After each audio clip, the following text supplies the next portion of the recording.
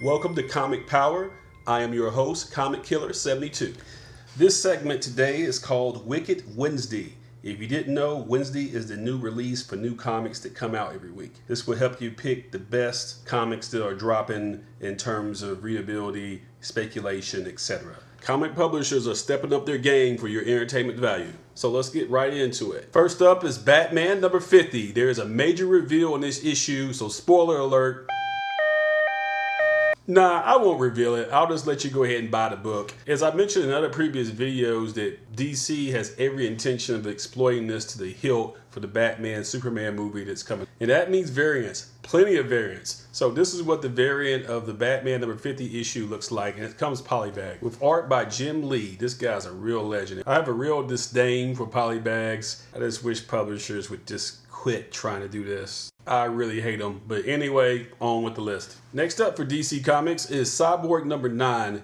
You should give this title a try. It's actually pretty good. Cyborg is going to be a member of the Justice League in the upcoming films, so you should be paying attention to what's going on in his comic. And DC is promising to make his own movie in the year 2020. He's a very interesting character with a lot of abilities, but you can't tell that here because he's getting his ass kicked by Shazam apparently. Another huge win for DC this week is Deathstroke number 16. I've been saying this forever, that DC has some awesome characters, but they don't know how to use them right. Having Deathstroke fight the Red Hood, that is perfect, and it's an awesome cover. And of course, this issue comes with a Batman versus Superman variant, and it looks like this, with Wonder Woman playing the peacemaker in between the two battling foes. You know what they say, Amazon's work is never done. But seriously, Deathstroke sells about 25,000 copies a month, and that is nowhere near what he should be moving. Think about it. Deadpool is probably the most popular character in comics right now, and he's a blatant ripoff of Deathstroke. Why isn't Deathstroke more popular? I don't get it. Now, off of my soapbox and on with the list. Next up is Suicide Squad's Most Wanted number 3 from DC Comics. This is part of a 6-issue miniseries where they're spinning off Katana and Deadshot from the upcoming Suicide Squad movie.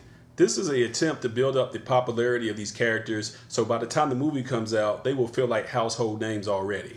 The art looks great, the stories are fantastic, the print runs are low. Future Suicide Squad movies or Deadshot or Katana spinoffs could be using this as source material, so go ahead and get the whole series. Now let's see what our buddies at Marvel Comics are doing, and that's Darth Vader number 16, which is going to a second print. The first print looks like this, the second print looks like this. Darth Vader should be a monthly pickup for you without exception. Next up, pay attention because it's kind of complicated. We have Hyperion number 1 from Marvel Comics. I am not recommending this. I am 100% not recommending it. Let's face it, he's a ripoff of Superman, but with a wrestling championship belt. That's it. The folks at Marvel aren't dumb. They know they can't sell this character by itself. So what they've done is they've introduced a Black Panther variant cover to celebrate the 50th anniversary of Black Panther. He's going to be appearing in the Civil War movie. His first appearance was in Fantastic Four number 52 back in 1966. So Hyperion, don't care about him. The Black Panther variant, if you can get it for cheap, go ahead and get it. Next up is Star Wars number 17, and that's a pretty cool picture of Luke and Han. They're still producing some action figure and other variants for this, but the Terry Dodson main cover is fine.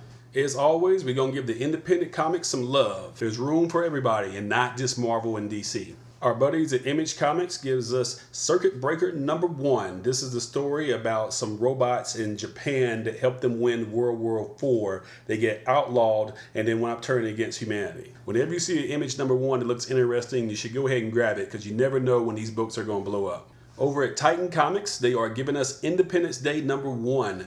This comic is a tie-in for the sequel that's being released 20 years after the first Independence Day. Unfortunately, it will not star Will Smith. I do expect a very thin print run, and if the movie is a hit, this could be a sleeper.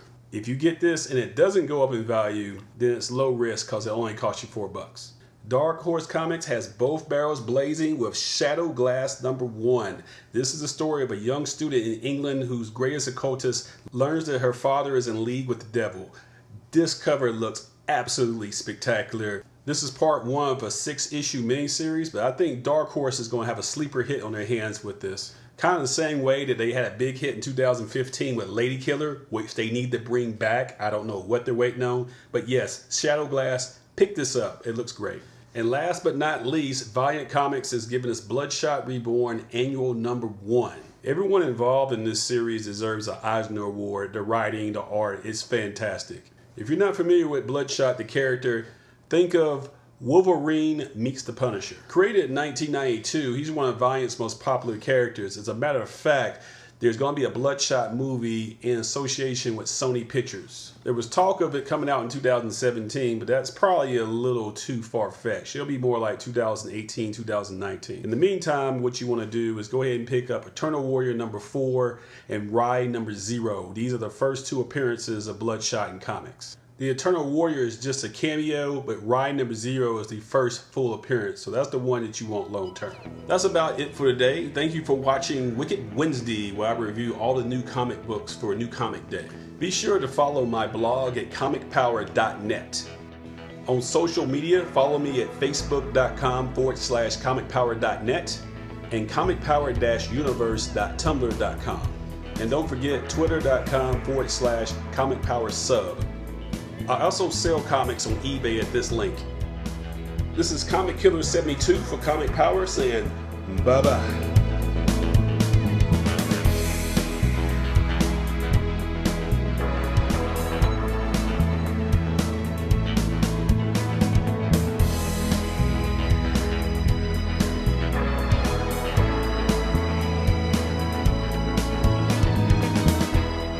And don't forget to share this video, click on subscribe, give it a thumbs up, and tell everyone you know about this channel to help it grow. Thank you for your support.